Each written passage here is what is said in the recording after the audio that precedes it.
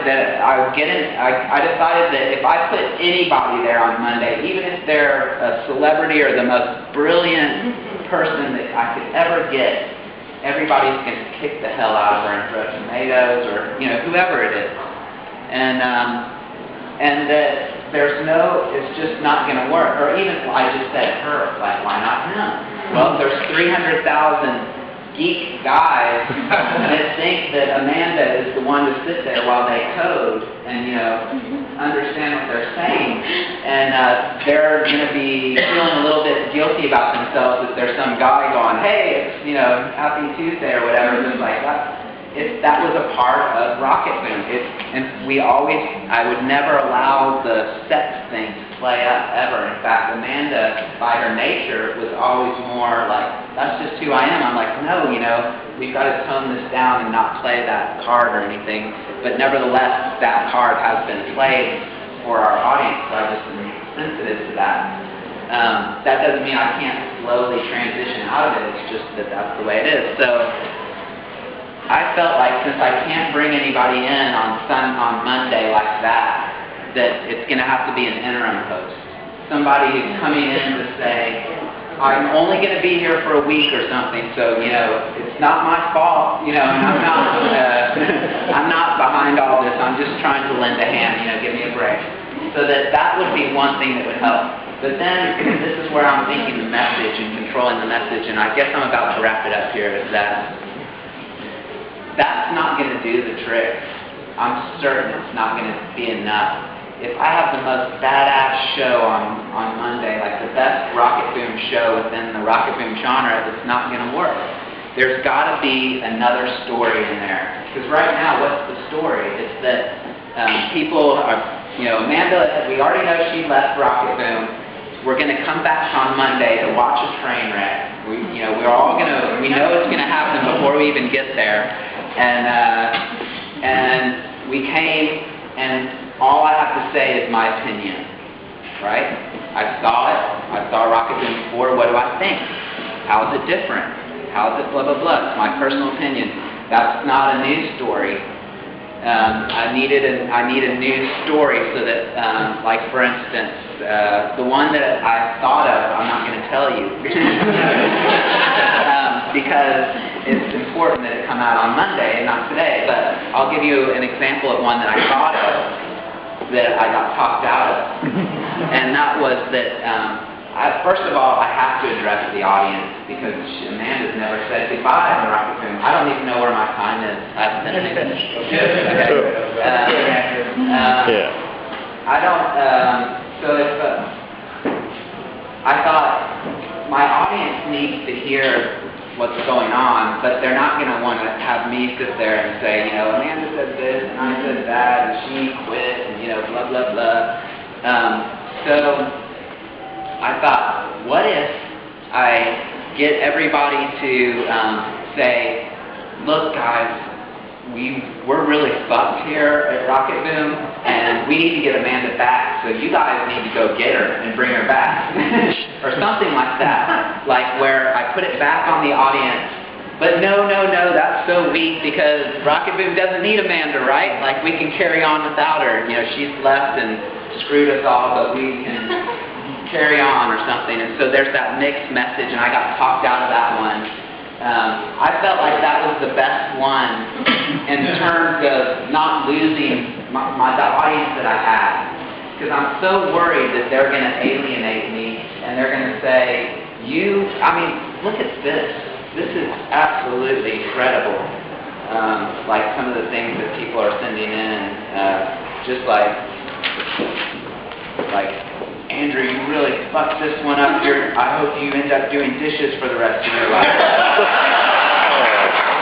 So Andrew, let's open it up. See what maybe they have some questions. We got a lot of marketing brilliant minds here. Why don't we get some suggestions? I got to say this, to take away from your personal pain and everything, you got to be thinking how much you're going to sell the ad space on Monday for.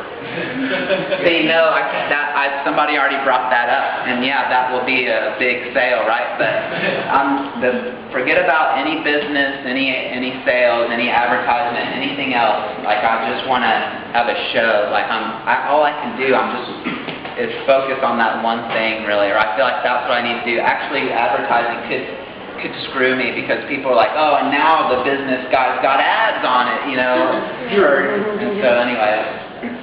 I'm kind of glad that they talked about that concept of trying to get her back. Yeah. I think Rocketboom is a little different than just her. I think you have a huge opportunity on Monday. It's not a negative, it's a positive. And the key is how you show up on that positive. First of all, everybody's going to want to hear what you just told us. But I can't do that in 3 minutes. I can't.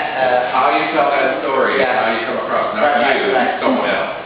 Right. And I think you have the biggest opportunity of your career to turn this around right on Monday. Yeah. And if you still have The problem is that I can see that. then you got to see it. Right. It can also be like Pete Best. You know? Best of the Beatles. But yeah, it's such a risk and it's so out of my control. I'm like really just daunted.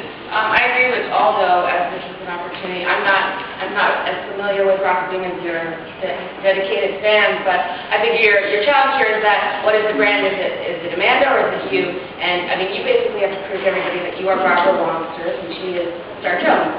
So it doesn't matter it doesn't matter that Amanda's gone because you're what Rocketboom may be. I mean, and if you are, then you can carry on. If you're not, then you never really had anything. Right, exactly. So this is it.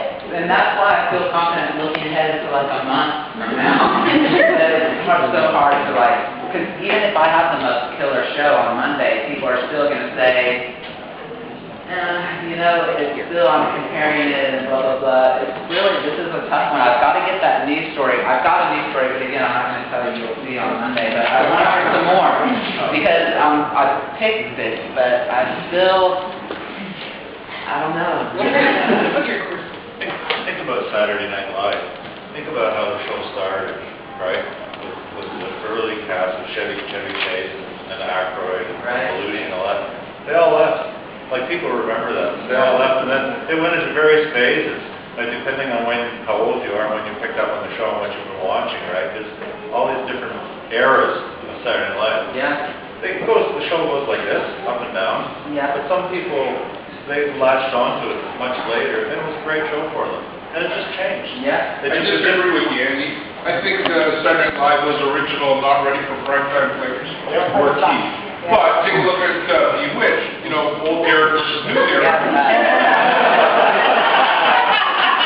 think you needed a wig and a push-up bra. No, that Parody, what's his name? Adam Curry. He was getting slagged terribly as the just make fun of yourself. Anybody that he came on, they did a thing on a show about being the Podfather and making a joke.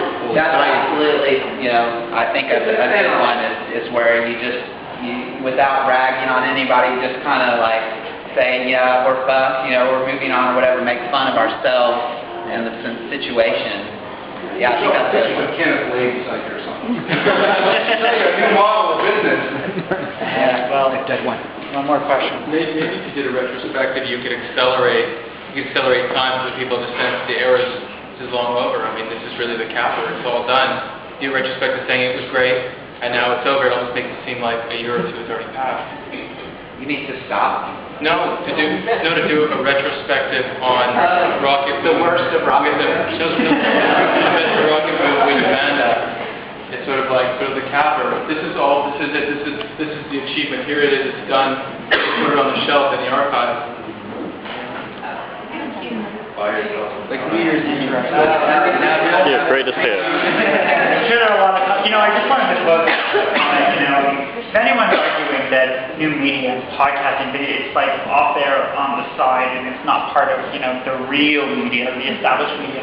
We're losing anchors on all these different news networks across the United States, whether it's Dan Rather, whoever. We should get Dan Rather. We've got a news anchor. Get Dan Rather, yeah. You're in New York, dude. That's the story. So, I guess. Thank you very much for coming.